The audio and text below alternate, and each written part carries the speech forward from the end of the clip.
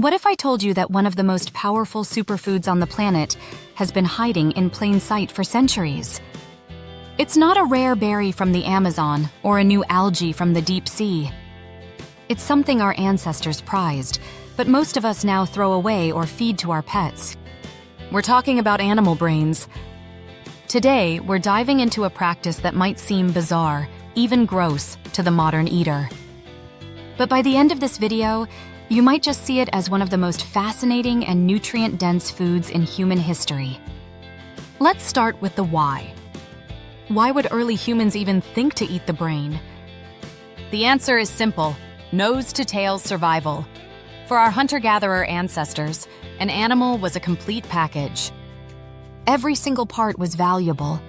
The hide for clothing, the bones for tools, the muscles for meat, and the organs, the offal, for a massive concentration of nutrients. And the brain was the crown jewel of the offal.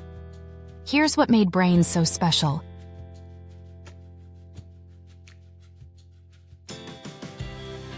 Brains are incredibly energy-dense.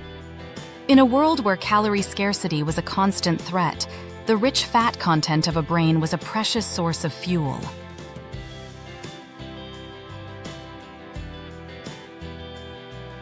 This is a big one. Brain tissue is one of the richest natural sources of DHA, a crucial omega-3 fat that is a primary building block of our own brains and nervous systems. Some anthropologists have even theorized that the consumption of fatty organs like brains and bone marrow may have contributed to the rapid expansion of human brain size.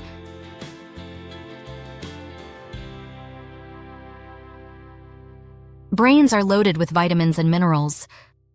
We're talking massive amounts of vitamin B12 for energy and brain function, choline for memory and muscle control, and antioxidants like vitamin C and selenium. They weren't just eating it, they were fueling their own intelligence with it. So it was a nutritional powerhouse. But then we stopped. Why? The decline of organ meats, and brains specifically, in the Western diet came down to a few key factors.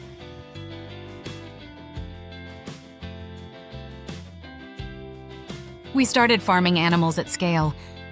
Muscle meat, steaks, chops, chicken breasts became the profitable product. Organs became byproducts, often processed into pet food or discarded.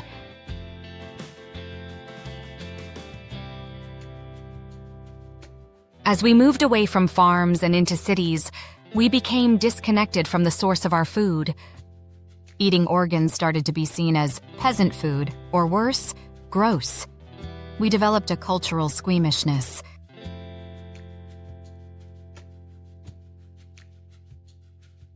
This is the biggest and most serious reason.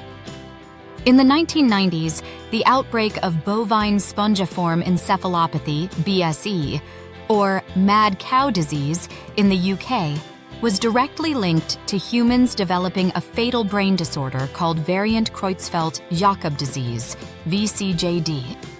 This was a real and terrifying tragedy.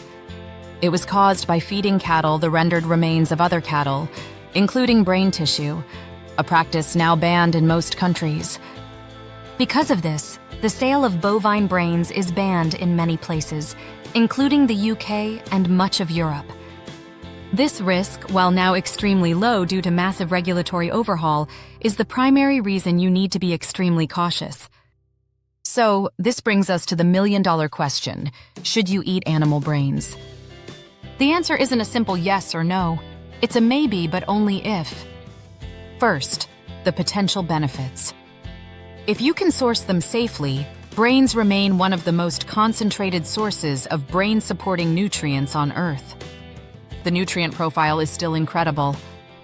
But now, the critical caveats. Safety first. You must know your source. This is non-negotiable.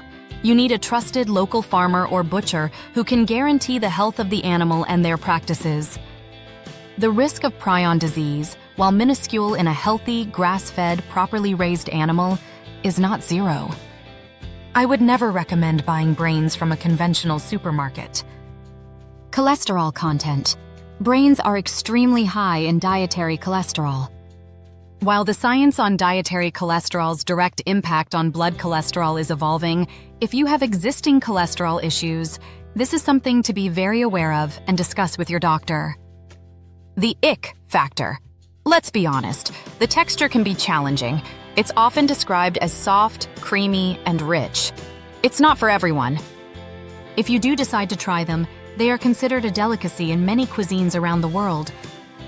In France, you might find cervelles, brains, sautéed with brown butter. In Mexico, tacos de sesos are a traditional dish.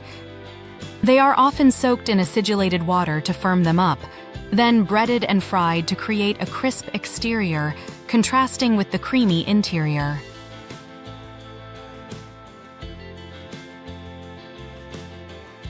Ancestors ate them for survival, calories, and incredible nutrients like DHA, B12, and choline. We stopped due to culture, industry, and the very real mad cow scare. Should you? Only if you can source them from 100% trusted, safe, and healthy supply. The nutritional payoff is high, but the potential risks demand extreme caution.